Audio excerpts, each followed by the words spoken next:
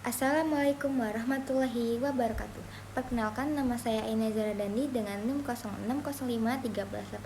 06051382429093 dengan mata kuliah Belajar dan Pembelajaran. Di sini saya akan membuat tugas video menjelaskan teori behavioristik dalam pembelajaran.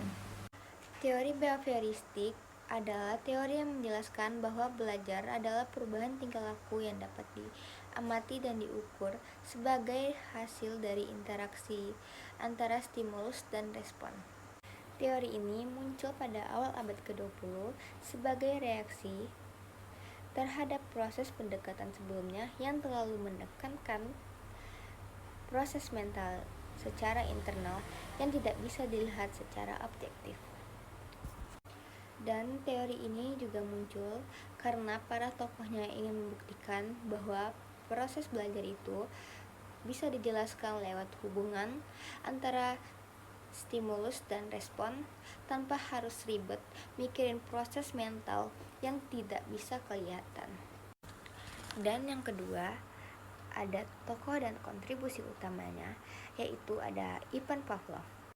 Ivan Pavlov adalah tokoh asal Rusia yang terkenal karena eksperimennya, yaitu anjing dan lonceng.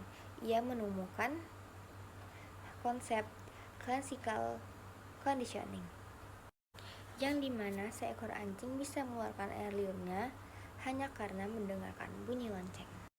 Yang selanjutnya ada B.F. Skinner, yang merupakan tokoh asal Amerika.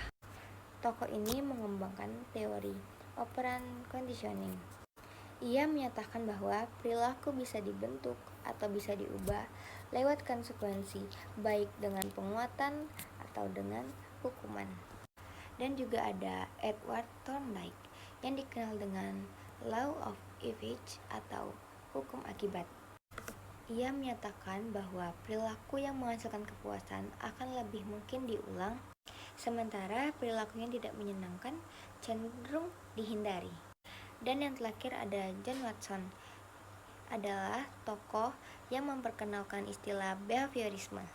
Ia menyatakan bahwa perilaku manusia bisa dibentuk dan dipelajari sepenuhnya melalui stimulus dan lingkungan.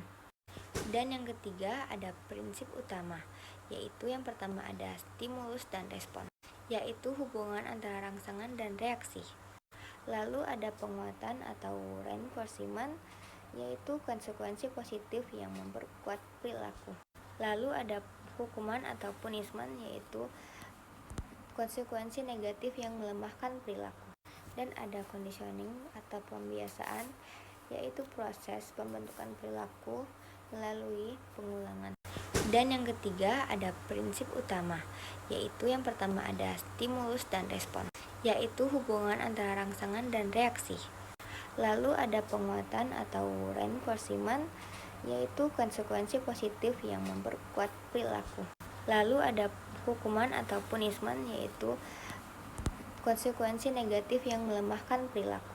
Dan ada conditioning atau kebiasaan, yaitu proses pembentukan perilaku melalui pengulangan. Dan yang keempat, contoh penerapan pembelajaran. Yang pertama ada reward and punishment, yaitu contohnya misalnya guru memberikan pujian atau memberikan hadiah kecil kepada siswa yang sering bertanya atau aktif bertanya, atau juga bisa guru memberikan teguran kepada siswa yang melanggar aturan. Lalu ada latihan berulang atau drill and practice. Contohnya seperti mengerjakan tugas matematika secara terus-menerus agar siswa terbiasa. Dan soal kelima yaitu refleksi singkat, kelebihan dan kekurangan. Teori behavioristik ini mempunyai kelebihan, misalnya mudah diterapkan untuk membentuk kebiasaan baik apalagi di pendidikan dasar. Kekurangan teori ini cenderung mengabaikan proses berpikir siswa dan pemahaman konsep dan motivasi internal siswa dalam konsep kurikulum merdeka ini. Pendekatan teori behavioristik ini perlu mendekatkan dengan teori belajar lain, seperti konstruktivisme dan humanistik, agar pembelajaran lebih menyeluruh dan bermakna.